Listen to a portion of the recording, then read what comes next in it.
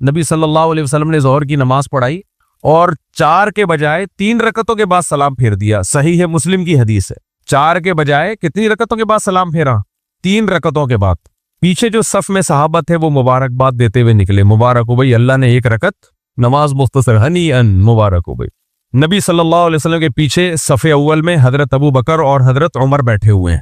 حدیث کے الفاظ ہے فَحَابَا أَن يَتَكَلَّمَا، کیونکہ نبی صلی اللہ علیہ وسلم کا ایک جلال تھا تو یہ دونوں خاموش تھے کہ بھئی ہم پوچھیں تو ایسا نہ ہو کہ نبی ناراض ہو جائیں. ناراضی کس بات کی؟ ناراضی اس بات کی نہیں کہ نبی سے کوئی اجتہادی خطا نہیں ہو سکتی، ناراضی اس بات کی کہ نبی صلی اللہ علیہ وسلم نے صحابہ کو منع کیا تھا کہ کثرت سے ایسے سوال نہ پوچھا کرو جس سے تم پہ پابندیاں لگ جائیں. یعنی بعض دفعہ چیزیں پوچھ کے اپنے اوپر پابندیاں، تو ان کے ذہن میں یہ خیال آیا کہ شاید واقعی اللہ نے 1 رکعت معاف کر دی ہے، اور یہ بھی تھا کہ کہیں ایسا تو نہیں بھولے سے آپ نے 3 رکعت کے بعد سلام پھیر لیا. تو اگر ہم پوچھیں نبی سے تو نبی کہیں گے جب اللہ نے مجھے 3 رکعت کے بعد میں نے سلام پھیر لیا تو بس فرض کر لیتے کہ آج سے نماز کتنی ہوگی، تو کیوں پوچھ کے زیادتی کروا رہے ہو، اضافہ کروا رہے ہو. یہ خطرہ تھا صحابہ کو کہ نبی ناراض نہ ہو جائیں. لیکن یہ بھی خطرہ تھا کہ بھائی بشر ہے نا، انسان ہے تو اب پریشان. حضرت عمر پہ اتنا روب کہ آپ خاموش ہیں. ایک دیہاتی صحابی، صحیح حدیث ہے، صحابہ کہتے ہیں ہم چاہتے تھے کہ دیہاتی لوگ ہماری مجلس میں آیا کریں کیونکہ وہ زیادہ تر مجلس کے آداب سے واقف نہیں ہوتے، وہ جو پوچھنا ہے وہ پوچھ لیتے ہیں اور نبی ان پہ ناراض بھی نہیں ہوتے. بھائی پتہ ہے کہ یہ تو گاؤں کے لوگ ہیں، دیہات کے لوگ ہیں، ان کو شہر کے آداب نہیں آتے، مجالس کے آداب نہیں آتے. یہ تو صحابہ کہتے ہیں ہم چاہتے تھے وہ آئیں اور پوچھیں تاکہ ہمارا بھی علم میں اضافہ ہو. ہم پوچھتے ہوئے سوچتے تھے کہ کوئی چیز ایسی نہ ہو جو آداب کے خلاف ہو. تو ایک صحابی تھے، ان کے ہاتھ بڑے لمبے تھے، ان کا نام ہی ذوالیدین، ہاتھوں والے، یعنی ان کے لقب یہ پڑ گیا تھا ذوالیدین، ہاتھوں والے، لمبے ہاتھ تھے ان کے. ہمارے ایک دوست ہیں، ان کے اتنے لمبے ہاتھ، انہوں نے باکسنگ سیکھی، کہہ رہے ہیں ہمیشہ باکسنگ میں جیتتا تھا کیونکہ وہ سامنے والے کے ہاتھ پہنچتا ہی نہیں تھا میرے تک، صحیح ہے نا، اور میں مار دیتا تھا. تو لمبے ہاتھ والے جو ہے نا باکسنگ میں بڑا فائدہ ہوتا ہے ان کو. کہہ رہے ہیں میرے پاس آتے تھے جو چھوٹے قد کے، وہ بےچارے یوں ہوا میں مس کالیں ہو رہی ہوتی تھی ان کی، وہ پہنچتے ہی نہیں تھے مجھ تک. تو اب یہ جو صحابی رسول، ان کے ہاتھ لمبے اور دیہاتی صحابی، انہوں نے پوچھا اقصرت الصلاۃ ام نسیت یا رسول اللہ، یا رسول اللہ، اللہ نے نماز میں کمی کر دی ہے یا آپ بھول گئے ہیں؟ نبی نے فرمایا کل ذالک لم یکن، بڑے کانفیڈنس سے آپ نے فرمایا نہ کچھ بھی نہیں ہوا، نہ میں بھولا ہوں نہ اللہ نے نماز میں کمی کی ہے. یعنی میں نے پوری 4 رکعتیں پڑھی ہیں، اللہ نے کمی کی ہوتی تو 3 پڑھی ہوتی، میں نے تو پوری 4 رکعتیں پڑھی ہیں. مطلب یہی تھا کل ذالک لم یکن، فرمایا کچھ بھی نہیں ہوا. صحابی نے فرمایا قد کان بعض ذالک، کچھ ہوا ہے یقیناً. دیہاتی صحابی تھے نا، وہ کانفیڈنٹلی پوچھتے تھے، یعنی انہوں نے کہا یا رسول اللہ کچھ ہوا ہے. اس سے پتہ چلتا ہے صحابہ بھی نبی کو بشر سمجھتے تھے، انسان، کہ انسان سے بھول چوک ہو سکتی ہے. فرمایا قد کان، قد تحقیق کے لیے لگتا ہے یقیناً کچھ ہوا ہے، یا تو آپ بھولے ہیں یا اللہ نے نماز میں 1 رکعت میں کمی کی ہے. تو ہمارے نبی کو غصہ نہیں آیا ان کی بات پہ کہ میں پیغمبر ہوں، جب میں کہہ رہا ہوں کچھ نہیں ہوا تو تم مان لو کہ 3 کی نہیں بلکہ کتنی ہوئی ہیں، 4 ہوئی ہیں. نبی دن کو رات کہہ دے، رات کو دن کہہ دے تو ماننا پڑتا ہے نا. لیکن ہمارے نبی کو کوئی غضب نہیں، کچھ غصہ نہیں آیا. آپ نے دوبارہ غور ہو جاتا ہے، امام کے ساتھ ہو جاتا ہے، بعض دفعہ وہ سمجھ رہا ہوتا ہے میں ٹھیک ہوں، پھر وہ سب سے مشورہ کرتا ہے امام. تو نبی صلی اللہ علیہ وسلم نے ابو بکر اور عمر سے پوچھا کہ ہاں بھائی کیا ہے، کہ میں نے 3 پڑھی. فرمایا یا رسول اللہ آپ نے 3 پڑھی ہیں. پھر آپ نے نماز بھی پڑھی اور سجدہ سہو بھی کیا آخر میں. تو یہ بے داغ سیرت تھی نبی صلی اللہ علیہ وسلم. کوئی غضبناک نہیں ہوئے، کوئی غصہ نہیں ہوئے. ہمیں کوئی ہماری غلطی پہ کوئی گئے تو آپ کے تو کون ہوتا ہے میرے کو ٹوکنے والا، تو کون؟ امام، بعض امام، سب نہیں، وہ اپنے آپ کو سمجھتے ہیں ہم ایسے دودھ کے دھلے ہوئے، ہمیں کوئی بات ہی نہیں بتائی. نماز 10 منٹ لیٹ ہو رہی ہے، 15 منٹ لیٹ ہو رہی ہے، 4 منٹ لیٹ ہو رہی ہے، 3 منٹ لیٹ ہو رہی ہے، کوئی بولے تو امام صاحب کی غصے سے لال پیلے ہو جاتے ہیں. وہی تم شادیوں میں آدھا گھنٹہ بیٹھ جاتے ہو. بھائی شادیوں میں تو کھانے کے لیے بیٹھے ہوئے ہیں، وہ تو 6 مہینے بھی بیٹھے رہیں گے. یہاں کا لڈو تھوڑی مل رہے ہیں کہ ذمہ داری پوری کرنے کے لیے آئے ہوئے. کبھی کبھار تو امام لیٹ ہو سکتا ہے، اس میں تو صبر کرنا چاہیے. تبھی میں نے قانون بنایا ہے، میں 1 منٹ لیٹ ہو جاؤں ان کو بولا ہوا ہے جماعت کھڑی کر دو. ان کو پتا ہے میں 20 سال میں کبھی غصے نہیں ہوا. کیوں؟ مجھے پتا ہے بھائی پبلک جو آئی ہے، لوگ سب مصروف لوگ ہیں، تو اگر ہم نہیں پہنچ پائے تو کبھی کبھار، ہاں کبھی کبھار برداشت کرنا چاہیے، امام کا ایک حق ہوتا ہے. میں دارالفتہ میں حضرت مفتی رشید احمد صاحب کے یہاں نماز پڑھایا کرتا تھا. کتنے بڑے بزرگ تھے، کتنے بڑے عالم، مفتی اعظم پاکستان تھے وہ، حضرت مفتی تقی صاحب کے استاذ. ایک دفعہ میں لیٹ ہو گیا، حضرت بیٹھ گئے مصلی پہ انتظار کرنے، کہ نہیں جب تک امام نہیں آئے گا ہم انتظار کریں گے. حالانکہ کتنے علماء تھے نماز پڑھانے کے لیے، لیکن حضرت نے کہا نہیں، یہ امام کا اکرام ہے کہ اب انتظار کیا جائے اس کا، کوئی بات نہیں کبھی. حالانکہ ایک ایک سیکنڈ کے پابند تھے وہ. تو کبھی کبھار امام لیٹ ہو جائے تو پبلک جو ایک دم جو جیسے توے پہ لے جا کے بٹھا دیا لوگوں کو، ایسے ہل رہے ہوتے ہیں جیسے نیچے سے کیا ہے، گیس باقاعدہ آ رہی ہے. حالانکہ سوئی گیس میں گیس اکثر آتی نہیں ہے، لیکن یہ وہ توا ہے جو جل رہا ہے. اچھا فجر میں نہیں ہوتا ہے، فجر میں آرام سے بیٹھے ہوں گے، فجر میں کم ہوتا ہے. یہ وجہ کیا ہے کہ نیند پوری ہوئی ہوئی ہے، ڈپریشن نہیں ہے، سٹریس نہیں ہے، تو آرام سے بیٹھے ہوئے. اب ظہر میں تھکے ہوئے ہوتے ہیں نا، تو ذرا سا ایک سیکنڈ لیٹ ہو جاؤ ایسے مڑ مڑ کے دیکھ رہے ہوں گے، تو یہ بھی غلط ہے بھائی. لیکن امام کو بھی وقت کی پابندی کرنا ضروری ہے. یہ غلط ہے، کبھی کبھار تو ہو جاتا ہے، لیکن بار بار ہو تو یہ غلط ہے. پھر وہ یہ وقت کی پابندی پہ بیان کرنے پہنچے اور آدھا گھنٹہ لیٹ پہنچے، لوگ کیا اثر لیں گے بھائی. تو یہ ہمارے نبی صلی اللہ علیہ وسلم کی سیرت تھی. آپ نے کوئی خدا ہونے کا دعویٰ نہیں کیا. بخاری کی حدیث ہے، آپ صلی اللہ علیہ وسلم فجر کی نماز پڑھانے کے لیے آئے. صحیح ہے، بخاری کی حدیث ہے. اگر بخاری میں نہ ہوتی، لوگ توہین رسالت کا فتویٰ لگا کے واجب القتل اور سر قلم کر دو یہ فتوے لگا دیتے. اب مجبور ہو گئے، بخاری میں آ گئی ہے تو سب سے پہلے تو امام بخاری پہ فتویٰ لگاؤ. صحیح ہے بخاری کی حدیث، ہمارے نبی صلی اللہ علیہ وسلم مصلی پہ آئے، کھڑے ہوئے، اقامت ہوئی، اقامت کمپلیٹ ہوئی ہے. آپ نے فرمایا یا ایھا الناس انما انا بشر مثلکم، اے لوگوں میں تمہاری طرح کا انسان ہوں. انسا کما تنسون، بھول سکتا ہوں جیسے تم بھول سکتے ہو. پھر کیا فرمایا، مجھ پہ غسل فرض ہے، میں بھول گیا تھا، ابھی مجھے یاد آیا کہ مجھے غسل کرنا ہے. صحابہ انتظار میں کھڑے رہے. بتاتے ہیں نبی گئے اور آپ کے پٹے والے بال تھے، اس سے پانی بہ رہا تھا. غسل کر کے آئے اور نماز پڑھائی. آپ آج کسی امام کے ساتھ ایسا ہو جائے نا، بیچارہ بغیر وضو بھولے سے پڑھا دی، اس کی تو وہ شامت آتی ہے. میرے ساتھ ایک دفعہ ہو گیا تھا، پتہ نہیں کوئی کپڑوں پہ کہیں ناپاکی لگی تھی، خون لگا تھا، مجھے یاد نہیں. تو مجھے نماز کے بعد جب میں نے دیکھا یہ تو خون کا دھبا ہے، کہ دانا وانا نکل گیا ہوگا، پھٹ گیا ہوگا. تو میں گیا، میں نے بولا کہ بھائی نماز دوبارہ پڑھیں. اب اصولی بات یہ ہے کہ جب امام کہہ رہے ہیں نماز لوٹا دیں، کوئی وجہ ہوگی نا، چھوڑ دو اس کو، بس نماز پڑھ لو. کیا ہو گیا یہ آج اگر ایک دفعہ اور پڑھ لی، کیا خیال ہے بھائی، غریبی سمجھ لو اس کو. لیکن جو میرا دماغ چاٹا ہے لوگوں نے، میں بیٹھا ہوں، پہلے میں پیچھے بیٹھتا تھا وہاں، بتائیں ہوا کیا تھا، ویسے ہوا کیا تھا. میں کہا بھائی کچھ ہوا ہوگا نا، نہیں پھر بھی کیوں بتائیں کیا ہوا تھا، کیوں بتائیں. شریعت نے حکم یہ دیا ہے کہ اگر آپ کا وضو ٹوٹ جائے نا نماز میں، تو آپ ناک پہ ہاتھ رکھ کے نکلو، میسج یہ جائے کہ نکسیر پھوٹی ہے. کیونکہ اگر کسی کی بالفرض ہوا خارج ہوئی ہے تو وہ یہ تھوڑی بتائے گا جی ہوا خارج ہو گئی تھی میری. کیا خیال ہے، اچھا لگے گا بتاتا ہوا. نبی صلی اللہ علیہ وسلم کی محفل لگی ہوئی تھی، کسی کی ہوا خارج ہوئی تو بعض لوگوں کو ہنسی آ گئی. آپ صلی اللہ علیہ وسلم نے ناراضی کا اظہار فرمایا. فرمایا ایسی چیز پہ کیوں ہنستے ہو جو تمہارے ساتھ بھی ہو سکتی ہے. کیوں ہنستے ہو؟ جو بعض گاؤں دیہاتوں میں ہم نے سنا اپنے شاگردوں سے، وہ دور دراز کے علاقے ہیں نا، ان میں یہ اتنا کہ اگر کسی کی محفل میں ہوا خارج ہو جائے نا آواز کے ساتھ، تو اس بیچارے کی اتنی بے عزتی ہوتی ہے. تو ہمارے ایک شاگرد بتا رہے تھے کہ ان کے گاؤں میں کہیں ایسا ہوا تو وہ اتنی بے عزتی ہوئی اس کی کہ اب کہیں بھی گزرا ہے کہ دیکھا یار یہ وہ ہے جس کی یہ اس نے وہ ہوئی تھی، وہ اس کی وہ گاؤں چھوڑ کے چلا گیا. 15-20 سال کے بعد آیا نا، کہ سب بھول بھلیاں ہو گیا. جیسے ہی آیا لوگوں نے بولا وہی آ گیا جس کے، بھائی یہ تو نیچرل ہے، کسی کے ساتھ بھی ہو سکتا ہے. ایک دفعہ ہم کہیں بیٹھے ہوئے مجلس میں، تو کہیں کسی کے ساتھ ہو گیا ہوگا، تو وہ لوگ کہہ رہے ہیں کہ صفائیاں دے رہے، میں نے نہیں کیا، میں نے نہیں کیا. میں کہہ رہا ہوں تمہیں صفائی دینے کی کیا، میں پوچھ رہا ہوں کہ کس نے کیا. یہ اس سے انسان کے اندازہ ہو جاتا ہے کہ اس کی کھوپڑی یہ کتنا باشعور انسان. 4-5 آدمی ایک جگہ تراویح پڑھ رہے تھے، 4-5 آدمی. تو کیا ہوا ہے کہ کہیں وہ کسی کی بیچارے کی ہوا خارج ہو گئی ہوگی، بدبو بہت آئی تو پتہ چل گیا کیا. تو خیر امام صاحب نے کیا کیا کہ نماز پڑھاتے رہے کنٹینیو. مجھے خیال ہوا کہ امام صاحب کو چاہیے تھا سب کو وضو کرا دیتے، سب کو وضو کرا دیتے، تاکہ جس کا معاملہ ہے چھپا رہتا، اور وہ بھی جس کی بھی خارج ہوئی وہ بھی نالائق. پوری نمازیں اس نے پڑھی ہیں، تراویح چل رہی تھی پوری تراویح. یہ تو غلط ہے آپ بغیر وضو نماز، لیکن وہ جا اس لیے نہیں رہا. میں نہیں تھا یہ بتا دوں، میں ہوتا تو نکل جاتا. میں یہ بہت بڑا گناہ ہے، بہت بڑا گناہ ہے بغیر وضو کے نماز پڑھنا. ہوا خارج ہوئی ہے نکلو بھائی، ہاں ناک پہ ہاتھ رکھ لو، میسج یہ جائے کہ نکسیر پھوٹی ہے، یا یوں کھجانا شروع کر دو کہ جیسے کوئی گھوڑا پھوٹا ہے. اور اس کو حق نہیں ہے کہ آپ سے پوچھے کہ اوریجنل میں ہوا کیا ہے، یہ اس کو حق نہیں ہے. تو اب اصولی طور پر ایسے میں امام کو کیا کرنا چاہیے، وہ کہے کہ اچھا امام کو اپنی بھی عزت بچانی ہوتی ہے کہ بھئی میری ہوا نہیں، وہ کہے بھائی جس کی بھی ہوئی ہے سب لوگ وضو کر لیں تاکہ جس کا معاملہ ہے وہ پردے میں رہے. یہ کچھ تمیز ہوتی ہے، کچھ آداب ہوتے ہیں جو آج کل مارکیٹ میں شارٹ ہوتے جا رہے ہیں. تو خیر ہمارے نبی صلی اللہ علیہ وسلم کی سیرت بے داغ اور تکلفات سے پاک. آج بہت بڑا المیہ یہ ہے کہ جس کی طبیعت میں جتنا تکلف ہوگا نا لوگ اس کو اتنا بڑا ولی اللہ سمجھتے ہیں.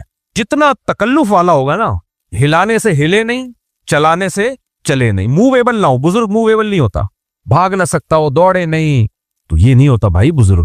مولانا اشرف علی تھانوی رحمہ اللہ کو حکیم الامہ کا جو لقب ملا ہے نا, امت کے حکیم تھے, حکمت والے تھے, وہ ایسے ہی نہیں ملا.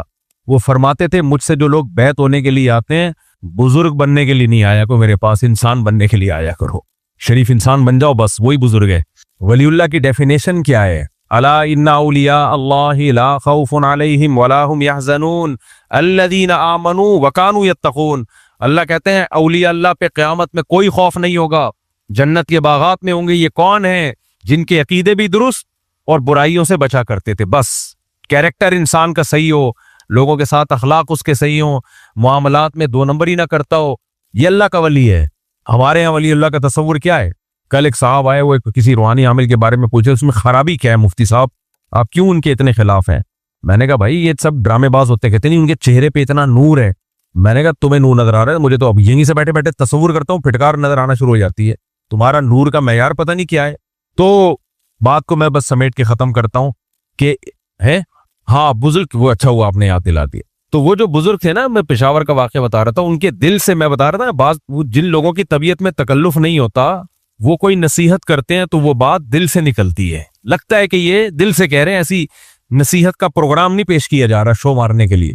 تو انہوں نے کہا کہ اللہ نے لذت صرف دو چیزوں میں رکھی ہے, ایک اللہ کی راہ میں لڑنے کا مزہ ہے, اللہ کی راہ میں لڑنے کا. دوسرا جب افطاری کے لیے افطار کرنے کے لیے بیٹھے, بھوکا پیاسا آدمی بیٹھتا ہے, بھوک پیاس بھی اللہ کے لیے برداشت کی, اور اب کھا بھی کس کے لیے رہا ہے؟ اللہ کے لیے کھا رہا ہے. واقعی اللہ نے ایک عجیب روحانیت رکھی ہے. کتنے کھانے کھا لو آپ, بعض دفعہ بھوکا رہ کے بھی کھا کے دیکھو, وہ روحانیت نہیں آتی, وہ لذت نہیں آتی. آپ 2 ٹائم ناغا کر لو, 3 ٹائم ناغا کر لو بغیر روزے کے, 24 گھنٹے بھوکے رہو بغیر روزے کے, لیکن جب کھاؤ گے وہ روحانیت اور وہ لذت محسوس نہیں ہوتی جو افطاری کے وقت انسان کو ایک الگ سے راحت محسوس ہوتی ہے. میں نے کہا یار یہ بالکل 100% سے زیادہ درست بات کی. دیکھو جمعے کے دن ہم غسل کرتے ہیں سنت سمجھ کے, اس غسل کی الگ ہی روحانیت ہے. حالانکہ روزانہ لوگ نہا کے آفس جا رہے ہوتے ہیں, کیا خیال ہے, وہ بات ہی نہیں آتی. جمعے کے دن غسل کرو, ایک الگ طہارت, ایک الگ پاکیزگی محسوس ہوتی ہے. اور آپ نے تازہ گوشت خرید کے 20 دفعہ کھایا ہوگا, میں نے ہزاروں سے سنا, خود بھی محسوس کیا, قربانی کے گوشت کی لذت الگ ہی ہوتی ہے. کوئی ویجیٹیرین ہو تو بھائی اس کا نہیں ہم کچھ کہہ سکتے, قربانی کے گوشت کی الگ ہی لذت ہوتی ہے. وجہ کیا ہے؟ اور وہ بھی جب بھی ہوتی ہے بقرعید کے دنوں میں, کیونکہ یہ دن اللہ کی طرف سے ضیافت کے ہیں. باقی ہم تو محرم کے حلیم بھی اسی گوشت سے بنا رہے ہیں, اس میں اگر ٹیسٹ نہیں آ رہا تو وہ ہمارا قصور ہے.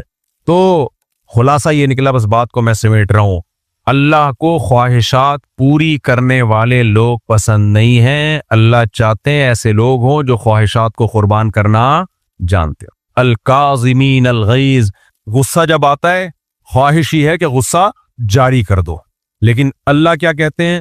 الکاظمین الغیظ, یہ غصے کو اللہ کے لیے پی جاتے ہیں.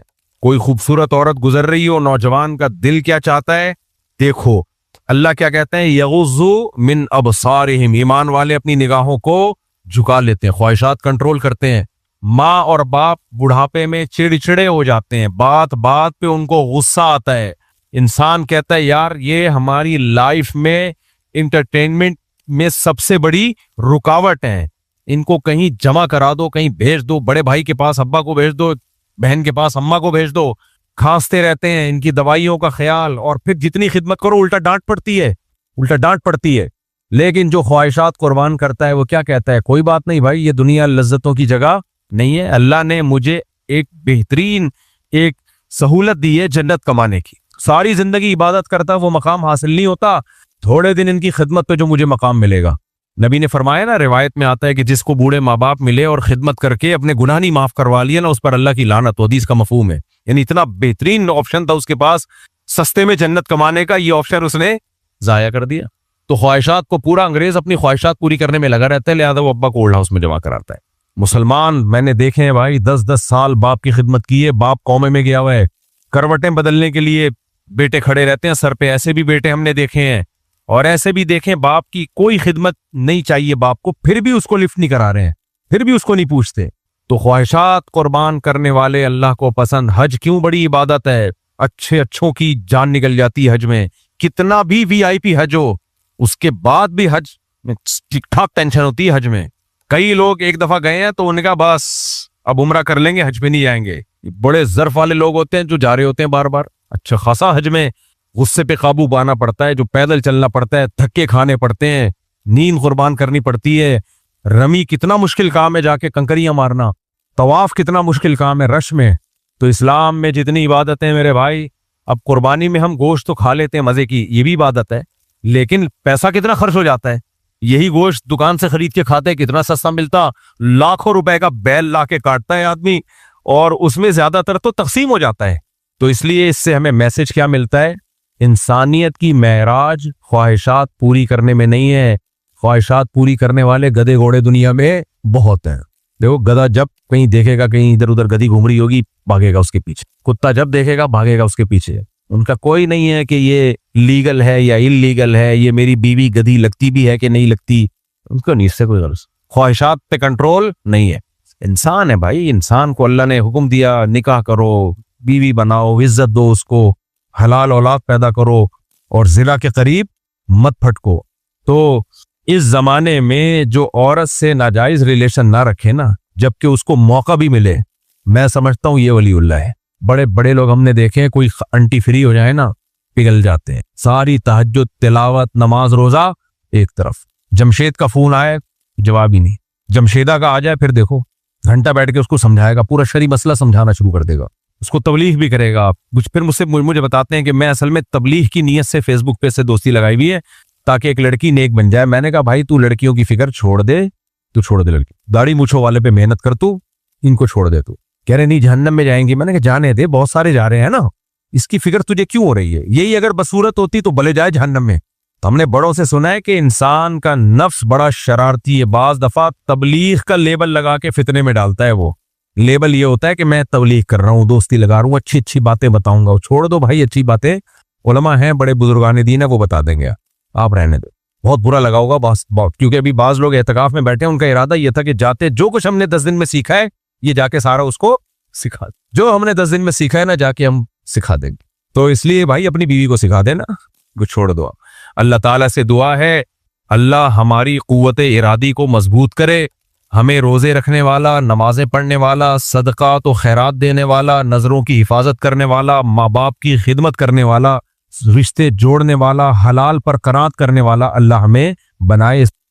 قرآن عربی میں ہے اور ترجمہ اردو میں, تو کیا ترجمہ پڑھنے سے بھی قرآن پڑھنے کا ثواب ملے گا؟ نہیں جی, تلاوت کا ثواب عربی میں ہی ملے گا, کیونکہ قرآن عربی میں ہے اور جو اللہ کا کلام ہے نا وہ عربی میں ہی ہے. تو جب تک اس کو عربی میں نہیں پڑھیں گے تلاوت کا ثواب نہیں ملے گا. ہاں ترجمہ پڑھنے سے قرآن سیکھنے کا ثواب ملے گا, تاکہ آپ کو پتہ چلے بھئی اللہ آپ سے کیا کہہ رہے ہیں. تو یہ ایک الگ نیکی ہے کہ آپ کو پتہ چلے کہ میرا اللہ مجھ سے کیا کہہ رہا ہے. تو ترجمہ بھی اور تفسیر بھی پھر پڑھی جائے, صرف ترجمہ نہ پڑھا جائے, بعض دفعہ اس سے اور کنفیوژن ہو جاتی ہے. تفسیر کے ساتھ ترجمہ پڑھیں تو اس میں تعلیم قرآن کا, تعلم قرآن کا ثواب ملے گا, قرآن سیکھنے کا. لیکن جو تلاوت کا ثواب ہے وہ جب تک عربی میں تلاوت نہیں کریں گے وہ تلاوت کا ثواب نہیں ملتا. معذور بچے کیوں پیدا ہوتے ہیں, اس کے پیچھے کیا مقصد ہے؟ دیکھیں اللہ تعالیٰ کا نظام ہے, اللہ اپنی قدرت دکھاتا ہے. آزمائش, دنیا جو ہے دارالامتحان ہے, تو بعض دفعہ اللہ معذور بچہ پیدا کر دیتا ہے ماں باپ کے لیے کہ آزمائش ہے کہ اس کو پالو اور جنت کماؤ. تو دنیا تو امتحان کی جگہ ہے نا, تو یہاں ساری خواہشات تھوڑی پوری ہوں گی. پھر اللہ تعالیٰ اس میں عبرت بھی دکھا دیتا ہے. جیسے جو لوگ نابینا ہوتے ہیں تو آنکھوں والوں کو ایک شکر نعمت کی توفیق ملتی ہے کہ بھئی اللہ ہم سے بھی آنکھیں چھین سکتا تھا. تو عرف الاشیاء بأضدادها, عربی کا مقول ہے کہ کسی بھی شے کو جاننے کے لیے اس کے اپوزٹ کا ہونا ضروری ہے. دنیا میں بدامنی نہ ہو تو امن کی قدر نہیں ہوگی, بھوک نہ ہو تو پیٹ بھرنے کی قدر نہیں ہوگی, بیماریاں نہ ہو تو صحت کی قدر نہیں ہوگی, معذور نہ ہو تو جو معذور نہیں ہے تو ان کو اس کی قدر نہیں ہوگی کہ معذوری سے بچنا کتنی بڑی نعمت ہے. تو اس لیے اللہ تعالیٰ نے نا کچھ چیزیں ایسی پیدا کی ہیں کچھ لوگوں کو کہ وہ دوسروں کے لیے عبرت کا ذریعہ بن جاتے ہیں. باقی ان کو پھر اللہ کسی اور طرح سے نوازتا ہے. جیسے جس کی آنکھیں اللہ لے لے اس سے, تو اب اس میں حکمت کیا ہے کہ جن کی آنکھیں ان کو قدر ہو کہ بھائی بغیر آنکھوں کے بھی اللہ ہم سے بھی آنکھیں چھین سکتا تھا. لیکن جس کی آنکھیں چھین لی اس کے لیے پھر خوشخبریاں ہیں کہ بھئی تمہیں اللہ نے آزمائش میں ڈال دیا, اس میں حکمت تھی, لیکن اس کا بدلہ اللہ تمہیں دے گا. وہ کیا ہے؟ نبی صلی اللہ علیہ وسلم نے فرمایا اذا ابتلیت عبدی بحبیبتیہ فصبر عوضتہ منہما الجنہ، صحیح بخاری کی حدیث ہے، فرمایا جب میں اپنے کسی محبوب بندے سے اس کی محبوب چیزیں چھینتا ہوں، یعنی آنکھیں چھین لیتا ہوں، وہ صبر کر لے تو اس صبر کا بدلہ میرے پاس جنت کے علاوہ کچھ بھی نہیں ہے۔ تو معذور لوگ جتنے بھی دنیا میں پائے جاتے ہیں ان کا حساب بھی ہلکا ہوگا، ان کا جنت میں جانے کے امکانات بھی دوسروں سے زیادہ ہیں، اس حدیث سے ہمیں پتہ چلتا ہے۔ لیکن یہ اللہ نے دوسروں کے لیے آزمائش بنا دی کہ بھائی دیکھو تاکہ تم بھی ڈر کے رہو۔ قل ارأيتم ان اخذ الله سمعكم وابصاركم وختم على قلوبكم من اله غير الله، اللہ کہتے ہیں اللہ چاہے تم سے بھی تمہاری آنکھیں اور تمہاری سماعت چھین لے۔ تو یہ جو معذور پیدا ہوتے ہیں نا، اس میں یہ حکمت ہے کہ جو معذور نہیں ہے وہ اللہ کی نعمت کی قدر کریں، اور معذوروں کے لیے یہ آزمائش ہے کہ ان کا حساب کم ہوگا، ان کے جنت میں جانے کے امکانات زیادہ ہیں اگر وہ اس معذوری پہ صبر کرتے ہیں۔ مشزنی کر لی تو 40 دن تک نماز قبول نہیں ہوتی، کیا یہ بات صحیح ہے؟ نہیں، یہ صحیح نہیں ہے، باقی یہ عمل حرام ہے، ناجائز ہے، گناہ ہے، البتہ اس سے نماز کا کوئی تعلق نہیں ہے۔ توبہ کرنی چاہیے، نکاح جلدی کرنا چاہیے تاکہ ان اخلاقی برائیوں سے جان چھوٹے۔ عثمان لیاقت رحیم یار خان سے کون کون سے کام والدین کی نافرمانی میں آتے ہیں اور کون سے کام سے ہم فرمانبردار بنیں گے اور کون سے کام بد اخلاقی والے اور کون سے کام بااخلاق؟ پورا معاشرتی علوم کا ایم اے اسلامیات کا پرچہ آپ نے میرے سامنے لا کے رکھ دیا ہے۔ بھائی جتنی والدین کی خدمت کر سکتے ہیں کریں، اور جائز چیزوں میں والدین کی اطاعت لازم ہے، البتہ کچھ چیزیں بنیادی حقوق میں سے ہیں ان میں والدین کی اطاعت لازم نہیں ہے، کر لے تو ثواب ملے گا، نہ کریں تو گناہ نہیں ہے۔ جیسے آپ نے نکاح کرنا ہے تو والدین آپ کو نکاح سے نہیں روک سکتے، اور آپ نے جو ہے پڑھائی کرنی ہے، والدین کہہ رہے نہیں بزنس ہی کرو، تو آپ شرعاً آپ کو اختیار ہے آپ پڑھائی کریں، یا والدین فورس کرنے بزنس کرنا ہے، آپ کہہ رہے نہیں میں نے ڈاکٹر بننا ہے، تو اس میں بھی شریعت نے آپ کو رائٹ دیا بھئی آپ ڈاکٹر بن جاؤ۔ آپ نے کہیں تجارتی سفر کرنا ہے، ماں باپ کہہ رہے نہیں کرنا سفر، تو شریعت نے آپ کو رائٹ دیا آپ سفر کر سکتے ہیں بشرطے کہ ماں باپ کو نقصان نہ ہو رہا ہو۔ تو کچھ چیزیں انسان کے بنیادی حقوق میں سے ہیں، وہ اللہ نے اسلام نے سب کو دی ہیں، اس میں اگر والدین کی مان لیتے ہیں تو ثواب ملے گا، نہیں مانتے تو گناہ نہیں ملتا، کیونکہ والدین کی بھی ایک حقوق کی ایک لمٹ اللہ نے رکھی ہے۔ لیکن آپ اس لمٹ کو دیکھے بغیر بس آپ پوری کوشش کریں ہر طرح سے ماں باپ کو خوش رکھیں۔ اسلام میں اس سے زیادہ اس سے بڑی عبادت کوئی نہیں ہے حقوق العباد میں، کہ ماں باپ آپ کے آپ سے خوش رہیں۔ عبد الاحد علی گڑھ سے بعض علماء صدقہ فطر کو فرض کہتے ہیں، بعض واجب، اس اختلاف کے بارے میں بتا دیں، اور فرض واجب میں کیا فرق ہے یہ بھی بتا دیں۔ دیکھیں فرض کا مطلب بھی ضروری، واجب کا مطلب بھی ضروری، یہ ایک فقہی اصطلاح ہے کہ فقہاء نے جب دیکھا کہ جن چیزوں کا لازم ہونا ظنی دلیل سے ثابت ہے تو ان کو فقہاء نے واجب کا لفظ دے دیا، اور جن چیزوں کا لازم ہونا یقینی اور قطعی دلیل سے ثابت ہے، تواتر سے ثابت ہے، ان کو فقہاء نے فرض کہہ دیا۔ اس کی مثال ایسے جیسے 5 نمازیں فرض ہیں، تو یہ بالکل اتنی واضح، اس پر پوری امت کا اتفاق ہے، تو اس لیے اس کو فرض سے تعبیر کیا۔ لیکن جو وطر کی نماز ہے، حدیث سے ہمیں پتہ چلتا ہے کہ نبی صلی اللہ علیہ وسلم نے فرمایا کہ ان اللہ زادکم صلاۃ الا وہی الوتر، اللہ نے ایک اور نماز کا اضافہ کیا اور وہ وطر ہے، من لم یوتر فلیس منا، جو وطر نہیں پڑھتا ہم میں سے نہیں ہے۔ تو اس سے پتہ چلتا ہے وطر بھی ضروری ہے، لیکن اتنے ضروری نہیں ہے جتنے 5 نمازیں فرض ہیں۔ وطر کے واجب ہونے میں یعنی لازم ہونے میں علماء کا اختلاف ہے، تو اس اختلاف کی وجہ سے اور دلائل اتنے مضبوط نہیں ہے جتنے 5 نمازوں کے فرض ہونے پہ، تو اس لیے فقہاء نے وطر کو فرض کہنے کے بجائے واجب کا نام دے دیا۔ تو یہ ٹرم ہے، اصطلاح ہے کہ شریعت میں کون سی چیز کس درجے کی ہے، اس میں فرق کرنے کے لیے حضرات فقہاء نے نام الگ الگ دے دیے کہ بھئی یہ فرض ہے یہ واجب ہے، تو لازم دونوں ہی ہیں۔ تو صدقہ فطر کو بھی واجب اس لیے کہا کہ بھئی زکوٰۃ کی طرح لازم نہیں ہے، کیونکہ زکوٰۃ پہ تو قرآن کی بہت ساری آیتیں احادیث سے اس سے پتہ چلتا ہے یہ تو قطعی درجے میں لازم ہے آپ کے اوپر۔ تو صدقہ فطر بھی لازم ہے، حدیث میں اس کا بھی حکم ہے، اور حکم جو ہے وہ آرڈر وجوب ہی کے لیے ہوتا ہے، لیکن فقہاء نے اس کو فرض کا نام نہیں دیا بلکہ زکوٰۃ، کیونکہ اگر فرض کہہ دیتے تو زکوٰۃ میں اور اس میں کوئی فرق نہیں رہتا، تو زکوٰۃ سے ایک درجہ کم کرنے کے لیے اس کو واجب کا نام دے دیا۔ باقی ہے صدقہ فطر بھی ضروری اور زکوٰۃ بھی ضروری ہے۔ اگر نکاح کے وقت جو حق مہر، جیب خرچ اور گھر طے ہوا تھا وہ شوہر نہ دے تو عورت کو کیا کرنا چاہیے؟ کہ اللہ پہ چھوڑ دینا چاہیے؟ کیونکہ بار بار مطالبہ کرنے پر جھگڑا ہوتا ہے۔ شوہر کو چاہیے اللہ سے ڈرے، آخرت کا خوف دل میں رکھے۔ نبی صلی اللہ علیہ وسلم نے معاہدوں کی خلاف ورزی پر کتنی وعیدیں سنائی ہیں، اور قرآن میں تو عورت کے ساتھ جو آپ کے مالی معاہدے ہوئے ہیں ان کی بہت زیادہ تاکید ہے کہ ان معاہدوں کو پورا کیا جائے۔ تو شوہر اگر یہ نہیں کر رہے جو معاہدے انہوں نے کیے تھے تو گناہگار ہوں گے۔ حق مہر طے ہوا تھا، جیب خرچ وغیرہ، وہ سب دینا چاہیے شوہر کو۔ آپ کو بہرحال میں یہی مشورہ دوں گا کہ آپ اچھی طرح مطالبہ کریں، نہیں دے تو پھر صبر کر لیں، اپنا گھر کیوں خراب کریں گی؟ آج کل پتہ ہے گھر خراب ہونے سے کے سائیڈ افیکٹ زیادہ ہیں۔ ارباز صاحب انڈیا سے، ہماری برادری میں لڑکیاں کم ہیں اور لڑکے زیادہ، اور ہماری برادری والے ہماری برادری سے باہر شادی نہیں کرنے دیتے، کیا ہم اپنی برادری کے باہر کسی مسلمان لڑکی سے شادی نہیں کر سکتے؟ برائے مہربانی برادری والوں کو سمجھائیں، کر کے بتا دیں، ہو گئی ہے جو اکھاڑنا ہے اکھاڑ لو، یہی حل، ایسی برادری کا یہی حل ہے۔ کوشش کریں برادری میں تلاش کریں، مل جاتی ہے ٹھیک ہے، نہیں مل رہی تو یہ تھوڑی کہ یہ جہاں مرضی کر لیں بھائی، اچھی جگہ کریں، بس لڑکی نیک ہو، شریف شرفا ہو۔ جعفر اقبال ہنگو سے، کیا وضو سے پہلے استنجا ضروری ہے؟ نہیں بھائی، وضو اور استنجا کا کوئی آپس میں لنک بنتا ہی نہیں ہے۔ عثمان لیاقت رحیم یار خان سے، میری داڑھی کے بال کم اور گھنگریالے ہیں جس کی وجہ سے گھر والے داڑھی کٹوانے کا کہتے ہیں، جبکہ مجھے داڑھی رکھنے کا بہت شوق ہے، میں ان کو کیا جواب دوں تاکہ وہ مجھے کہنا چھوڑ دیں؟ آپ کو میرے بھائی شوق نہ بھی ہو تو داڑھی رکھنا پڑے گی، آپ کو داڑھی رکھنا شریعت میں لازم ہے، تو ایک مٹھی تک کم از کم رکھیں اور گھر والوں کی بات نہ مانیں۔ لا طاعۃ لمخلوق فی معصیۃ الخالق، اللہ کی نافرمانی میں مخلوق کی اطاعت جائز نہیں ہے۔ خاتون نے پوچھا ہے، میں مہندی لگاتی ہوں تو اس میں ہندو لوگ اپنے بھگوان کی تصویر بنانے کا کہتے ہیں، تو کیا میں مہندی سے بھگوان کی تصویر بنا سکتی ہوں؟ نہیں بنا سکتی۔ محمد شاکر انڈیا سے، میں جانوروں کے ہسپتال میں ہوتا ہوں، اللہ خیر کرے، اکثر کتے کپڑوں سے ٹچ ہو جاتے ہیں اور کبھی کپڑوں پر زبان بھی لگا دیتے ہیں، تو کیا ان کپڑوں میں نماز پڑھ سکتا ہوں؟ کتے کا جو تھوک ہے وہ ناپاک ہوتا ہے، خود کتا ناپاک نہیں ہوتا، تو کتا آپ کے کپڑوں سے جتنا بھی ٹچ ہو جائے اس سے کوئی فرق نہیں پڑتا، لیکن اگر وہ آپ کے کپڑوں سے زبان لگائے گا تو پھر وہ جگہ پر دھونا لازم ہے۔ اگر وضو کرنے کے بعد دودھ پیتے بچے نے پیشاب کر دیا تو کیا دوبارہ وضو کرنا پڑے گا؟ نہیں جی، پیشاب بچے نے کیا ہے تو وضو آپ کو کیوں کرنا پڑے گا؟ ہاں، وہ جگہ دھو لیں جہاں پیشاب لگا ہوا ہے۔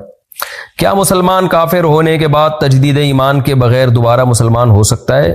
کافر ہونے کے بعد تو تجدید ایمان ضروری ہے نا، تو ایسے کیسے مسلمان ہوگا؟ دوبارہ سے اس کو توبہ بھی کرے اور کلمہ بھی پڑھے پھر مسلمان ہوگا۔ ڈاکٹر نے مادہ منویہ مانگا چیک اپ کے لیے، تو کس طرح نکال کر دیں؟ بعض دفعہ ڈاکٹر اسپم کوالٹی چیک کرنے کے لیے منی کا ٹیسٹ کرتے ہیں، تو اس میں اکثر وہ یہ کہہ دیتے ہیں کہ ہاتھ کے ذریعے آپ یہ کام کریں اور بوتل میں اس جو ہے نا اسپم لا کے دیں، تو یہ جائز نہیں ہے۔ میرڈ آدمی بیوی ہی سے اپنی خواہش پوری کر سکتا ہے، اس کے علاوہ کوئی بھی راستہ حلال نہیں ہے، تو اس کا طریقہ یہی ہے کہ اپنی زوجہ سے وہ کانٹیکٹ کرے اور پھر اس میں جو اسپم ہے وہ ڈاکٹر کو لا کے بوتل پکڑا دے یا جو بھی وہ اس کو دیتے ہیں، یعنی ہینڈ سے، ہاتھ سے ہی ٹھیک نہیں ہے۔ سنت مؤکدہ اور غیر مؤکدہ میں کیا فرق ہے اور فرض اور واجب میں کیا فرق ہے؟ تفصیل سے بتا دیں۔ سنت مؤکدہ اور غیر مؤکدہ میں فرق یہ ہے کہ کچھ سنتیں ایسی ہیں جو نبی نے ہمیشہ پابندی سے پڑھی ہیں اور نماز فرائض کے ساتھ ہی پڑھی ہے، لہذا وہ ایک درجے میں فرائض ہی کا حصہ ہیں، فرائض ہی کی تکمیل کے لیے، تو وہ کنٹینیو کی ہیں، تو ان کو چھوڑنا ٹھیک نہیں ہے، جائز عمل نہیں ہے۔ کبھی کبھار چھوٹ جائے تو ٹھیک ہے، لیکن اس کو چھوڑنے کی عادت بنا لینا یہ جائز نہیں ہے۔ نبی صلی اللہ علیہ وسلم نے فرمایا کہ جو میری سنت سے اعراض کرے گا وہ مجھ سے نہیں ہے، تو اس سنت میں فرائض واجبات بھی داخل ہیں، سنت مؤکدہ بھی داخل ہے۔ جیسے کچھ نماز کے اندر کی سنتیں ہوتی ہیں نا، اب آپ چاہیں تو نماز ایسے شروع کریں، سورہ فاتحہ سے شروع کرا، سورت پڑھی آپ نے، رکوع میں گئے، ایک تسبیح پڑھ لی تو نماز تو پھر بھی ادا ہو جائے گی، لیکن یہ پراپر وے والی نماز نہیں ہے۔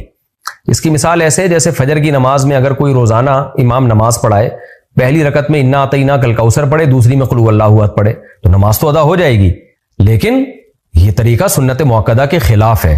وجہ اس کی ہے کہ نبی نے فجر کی نماز جب بھی پڑھائی ہے تو آپ صلی اللہ علیہ وسلم سوائے سفر کے آپ لمبی قرات کیا کرتے تھے، تو اب فجر میں لمبی قرات کرنا واجب تو نہیں ہے۔ اگر ہم کہیں واجب ہے تو اس کا مطلب نہیں کریں گے تو نماز ہی نہیں ہوگی، نماز لوٹانی پڑے گی، اور اگر ہم کہیں کہ عام سنتوں کی طرح سنت ہے تو اس کا مطلب پھر یہ ہوا کہ اگر امام روزانہ انا اعطیناک الکوثر پڑھے، قل هو اللہ احد پڑھے تو بھی ٹھیک ہے، نہیں بھائی نہیں۔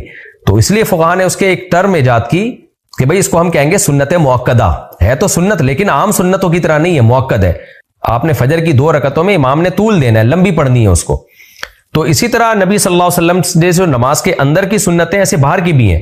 اب فجر کے 2 فرض سے پہلے آپ نے ہمیشہ 2 سنت پڑھی ہے، ظہر کے 4 فرض سے پہلے 4 سنت اور بعد میں 2 سنت، مغرب کے بعد 2 سنت، عشاء کے بعد 2 سنت، تو اس لیے فقہا نے ان سنتوں کو سنت مؤکدہ کا نام دے دیا، اور ہمیشہ یہ فرائض کے ساتھ ہی پڑھی ہیں، تو یہ فرائض کا اس لحاظ سے حصہ ہے کہ فرائض کی تکمیل کے لیے، تو جیسے فجر کی 2 فرضوں کو آپ نے لمبا کیا ہے تو وہ بھی ایک لحاظ سے فرض کا حصہ، فجر کی نماز کا حصہ بن گئی ہیں کہ بھائی فجر کی 2 رکعتیں لمبی ہوں گی، تو ایسے ہی فجر کی 2 رکعتوں سے پہلے 2 رکعتیں الگ سے ہوں گی، ظہر کی 4 رکعتوں سے پہلے 4 رکعتیں الگ سے ہوں گی، تو یہ اس لحاظ سے نماز کا حصہ ہے۔ یہ میں اتنی ڈیٹیل میں اس لیے بیان کر رہا ہوں کہ آج بعض اسکالرز نے سنت موقدہ ہی کا انکار کر دیا کہ سنت موقدہ کچھ ہوتی نہیں ہے، تو یہ تو پوری دین کی بنیادیں آپ ہلا کے رکھ دو گے۔ تو اس لیے سنت موقدہ بھی پابندی سے پڑھنا لازم ہے، کبھی کبھار چھوٹ جائے تو ایک الگ، جیسے فجر کی 2 رکعتیں آپ کبھی اگر مختصر پڑھ لو، کوئی جلدی ہے کوئی مسئلہ ہے تو ٹھیک ہے، اس میں کوئی حرج نہیں ہے کبھی کبھار، لیکن نارملی فجر کی 2 رکعتیں لمبی ہی پڑھنی پڑیں گی۔ امام پر یہ ہے کہ وہ لمبی نمازیں پڑھائے فجر کی 2 رکعتیں، اور تبھی امام لوگ ایسا نہیں کرتے کہ سورہ اخلاص پڑھ رہے ہو، وہ لوگ مقتدی بھی کھڑے ہو جائیں گے، بھائی یہ فجر اتنی مختصر کیوں کر دی آپ نے؟ ہاں مغرب آپ مختصر پڑھاتے رہے، کوئی حرج نہیں ہے۔ تو اسی طرح فجر سے پہلے ہمیشہ نبی نے 2 سنتیں پڑھی ہیں تو آپ کو بھی پڑھنی پڑیں گی، ظہر سے پہلے 4 سنتیں پڑھی ہیں تو آپ کو بھی پڑھنی پڑیں گی۔ تو یہ ہے سنت موقدہ جس کو کنٹینیوسلی نبی صلی اللہ علیہ وسلم نے کیا ہے، تو ہمیں بھی اس کو کنٹینیوسلی کرنا پڑے گا۔ اور غیر موقدہ یہ ہے کہ وہ آپ کے لیے بالکل آپشنل ہے، آپ پڑھیں نہ پڑھیں آپ کی مرضی ہے۔ اور واجب کا مطلب تو ضروری ہے، واجب کی میں ڈیٹیل ابھی اس 2-3 سوال پہلے میں جو سوال تھا اس میں ڈیٹیل بتا چکا ہوں کہ وہ تو ایک دفعہ بھی نہیں آپ چھوڑ سکتے، واجب کا یہ مطلب ہے۔ اچھا بھائی، میں دنیاوی ترقی کے لیے بہت کوشش کرتا ہوں مگر اکثر ناکامی ملتی ہے، لیکن میں اللہ سے راضی ہوں، ٹینشن نہیں لیتا، میرا یہ عمل درست ہے؟ جب آپ اللہ سے راضی ہیں ٹینشن نہیں لیتے تو پھر درست ہے، کوشش تو کرنی چاہیے انسان کو۔ سالم نعمانی بنارس انڈیا سے، اگر کوئی مسلمان مندر جا کر صرف شوق میں ماتھے پر ٹیکا لگوا لے تو کیا اس کا نکاح ٹوٹ جائے گا؟ اگر وہ بت کے سامنے جھکائے باقاعدہ تو پھر شوق میں بھی جھکائے تو بھی یہ کفر ہے، تو اس کا نکاح ٹوٹ جائے گا، کافر ہو جائے گا۔ اور اگر صرف ٹیکا لگوایا جا کے تو یہ بھی حرام اور ناجائز ہے، کیونکہ نبی صلی اللہ علیہ وسلم نے کسی قوم کی مشابہت سے منع کیا ہے، تو مذہبی رسوم میں آپ مشابہت اختیار نہیں کر سکتے۔ تو باقی ٹیکا لگوانے سے نیت کیا تھی؟ تو اگر صرف شو کے لیے لگوایا تو ناجائز اور حرام ہے، نکاح نہیں ٹوٹے گا اس سے۔ لیکن اگر آپ کی نیت عبادت کی تھی، اب مجھے نہیں پتا ہندوؤں میں ٹیکے کا کانسیپٹ ہے کیا، اتنا تو پتا ہے کہ ان کا ایک مذہبی شعار ہے یہ مندر میں جا کے ٹیکا لگوانا، اب وہ عبادت کی نیت سے کرتے ہیں یا کیا کرتے ہیں یہ ڈیٹیل میرے علم میں ہے نہیں۔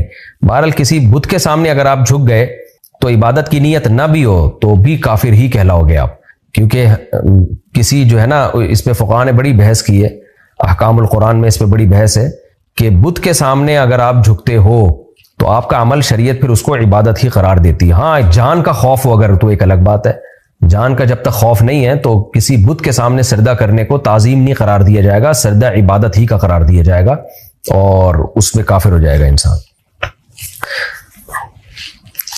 نارملی ٹیکا لگوانے سے کافر نہیں ہوگا لیکن گناہگار ہوگا، آپ توبہ استغفار کریں۔ نماز ٹوٹ گئی چکر آنے کی وجہ سے تو گناہ تو نہیں ملے گا؟ نہیں ملے گا بھائی۔ اگر کھڑے ہو کر پیشاب کریں اور پانی سے استنجا کریں تو کیا استنجا ہو جائے گا؟ جی ہو جائے گا استنجا، لیکن کھڑے ہو کر بلا ضرورت پیشاب کرنا بہت برا عمل ہے، کوئی مجبوری ہو تو جائز ہے، کوئی حرج نہیں ہے۔ شیخ انس انڈیا سے، نماز میں کتنا ہل جل کر سکتے ہیں؟ عمل کثیر کتنا عمل ہوتا ہے؟ نماز میں ہل جل بالکل بھی نہ کریں، شدید مجبوری ہو تو ایک ہاتھ سے اگر ایک عمل ہو سکتا ہے تو 2 ہاتھ استعمال نہ کریں، جیسے کہیں خارش ہو رہی ہے تو ایک ہاتھ کیا خارش کر لی، ختم ہو گیا بس۔